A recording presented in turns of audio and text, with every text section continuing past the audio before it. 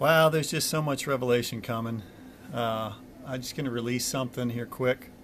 Maybe it'll be quick. We'll see. um, who is he who overcomes the world? Christ is the only one who overcomes this world, and it's only in stepping into our identity in Christ that we overcome this world and ascend to the throne with him.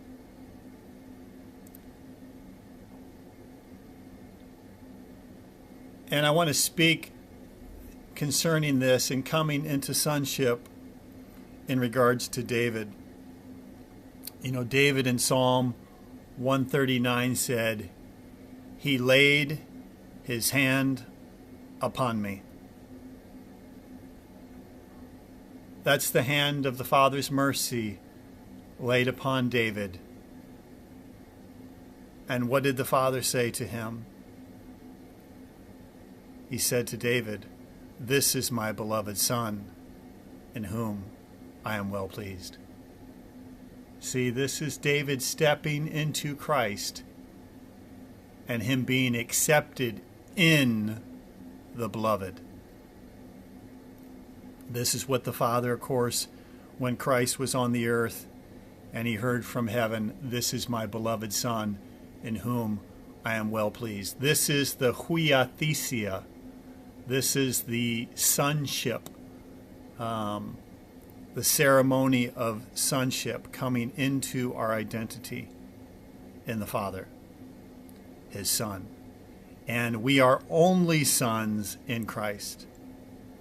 He is the only begotten Son, and we are the only begotten Son as we step into him. And so David said, "He laid his hand upon me. Such knowledge is too wonderful for me. It is high. I cannot attain unto it. Where can I go from your spirit? Where can I flee from your face? If I ascend into heaven, you are there, the height of his love. If I make my bed in hell, you are there, the depth of his love. If I take up the wings of the morning and dwell in the uttermost part of the sea, even there your hand shall lead me, your right hand shall hold me. If I say, surely darkness shall cover me, even night shall be light about me. Yea, darkness hideth not from thee, for night shines as day, for darkness and light are both alike unto thee, for you have possessed my reins, the seat of my soul. Wow. And so this is what's happening in Psalm, of course, Isaiah chapter 51, verse 16. I will put my words in your mouth and cover you with the shadow of my hand. The protection of my hand, the protection of mercy, where we can hear his voice say, "This is my beloved Son, in whom I am well pleased."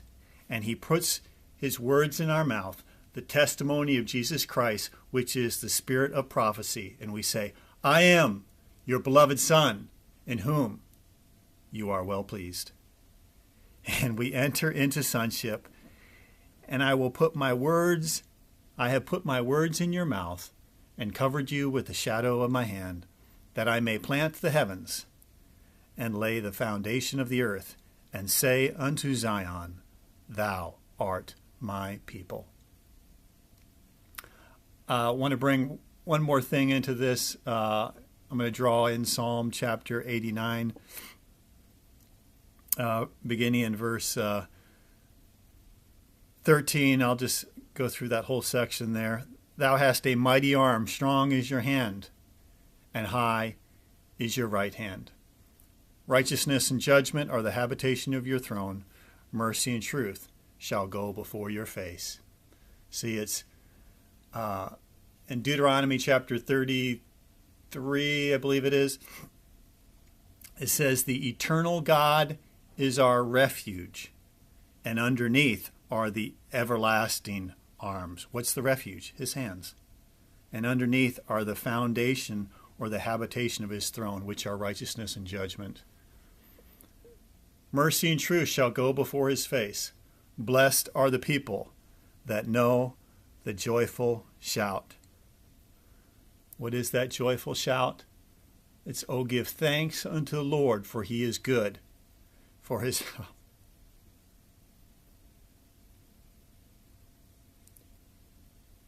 mercy endures forever." If we come into the revelation of that, why was this such a big deal to David? The mercy, because he came into the revelation of the Father's hand coming upon him. And in that hand of mercy, the blood of Christ sprinkled, cleansed his conscience, his heart from an evil conscience, and he came into his identity that said, "You are my beloved Son, in whom I am well pleased."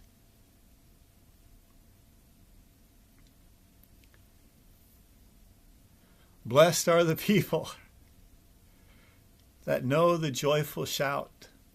They shall walk, O Lord, in the light of your face. And in your name shall they rejoice. In your name. See, they've come into you as your beloved Son. They've stepped into the name of Yahweh. Yahweh, Yahweh, compassionate, gracious, long-suffering, abundant in mercy and truth. As we've entered into Christ and entered into our sonship in the Father's name, into his house. Blessed are the people that know the joyful shout. They shall walk, O Lord, in the light of your face. And in your name shall they rejoice all the day. And in thy righteousness shall they be exalted. For thou art the glory of their strength. And in thy favor our horn shall be exalted. For the Lord is our defense, the Holy One of Israel, our King. Now listen to this section here. Then thou spakest in vision to the Holy One. Who's the Holy One? That's Jesus. Then thou spakest in vision to the Holy One and said, I have laid help upon one that is mighty. I have exalted one chosen out of the people. I have found David my servant. With my holy oil have I anointed him, with whom my hand shall be established. His hand of mercy upon him, saying, This is my beloved Son, with whom my hand shall be established, my arm, the arm of righteousness, with whom my hand shall be established, my arm also shall strengthen him. The enemy shall not exact upon him, nor the son of wickedness afflict him. These are the two strongholds in the mind: the spirit of fear and unbelief. The enemy shall not exact upon him, nor the son of wickedness afflict him. And I will beat down his foes before his face, and I will plague those that hate him. But my faithfulness and my mercy shall be with him. And in my name shall his horn be exalted. And I will set his hand in the seas, and his right hand in the rivers. And he shall cry unto me, Thou art my Father, my God, the rock of my salvation. And I will make him my firstborn.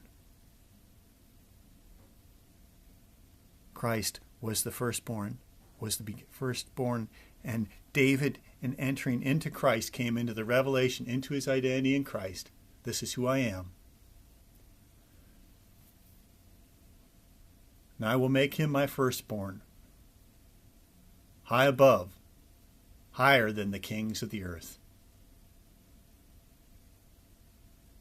And my mercy will I keep for him forever, and my covenant shall stand fast with him. What is that covenant? The sure mercies of David.